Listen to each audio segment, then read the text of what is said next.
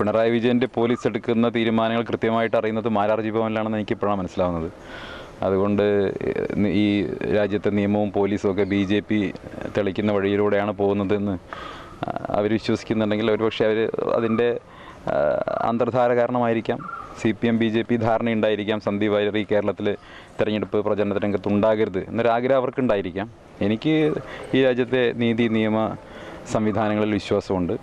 എൻ്റെ പാർട്ടി പറഞ്ഞതനുസരിച്ച് നിയമപരമായിട്ടാണ് അത്തരം കാര്യങ്ങളെ നേരിടുന്നത്. സബ്ജുഡീസ് ആയിട്ടുള്ള വിഷയമാണ്. അതുമായി ബന്ധപ്പെട്ട് നിലവിൽ കോടതിയുടെ പരിഗണനയിരിക്കുന്ന വിഷയമായതുകൊണ്ട് കൂടുതലൊന്നും പറയാനില്ല.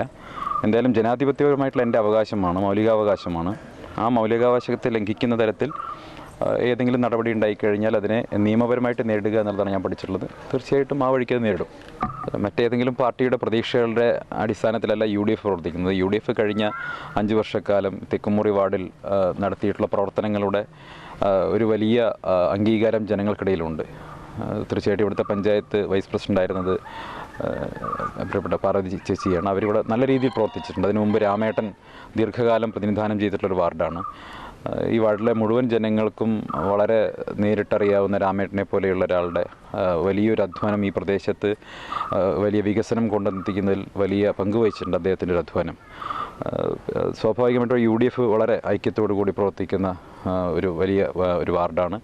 ഇവിടെ കോൺഗ്രസിൻ്റെയും മുസ്ലിം ലീഗിൻ്റെയും ഒക്കെ പ്രവർത്തകർ ഒറ്റക്കെട്ടായി ഇവിടുത്തെ UDF സ്ഥാനാർത്ഥിയുടെ വിജയത്തിന് വേണ്ടി പ്രചരണത്തിൽ ഏർപ്പെട്ടുകൊണ്ടിരിക്കുകയാണ്. അതുകൊണ്ട് തന്നെ മറ്റ് പാർട്ടികളുടെ അവകാശവാദങ്ങൾ അവർക്ക് ജനാധിപത്യത്തിൽ അങ്ങനെയൊക്കെ വിശ്വസിക്കാൻ അവകാശമുണ്ട്, അങ്ങനെ പ്രചരിപ്പിക്കാൻ അവകാശമുണ്ട്. അതിനൊന്നും നിഷേധിക്കുന്നില്ല. പക്ഷേ ഗ്രൗണ്ട് റിയാലിറ്റി എന്നൊന്നുണ്ടല്ലോ, ആ ഗ്രൗണ്ട് റിയാലിറ്റി പൂർണ്ണമായി UDFന് അനുകൂലമാണ്.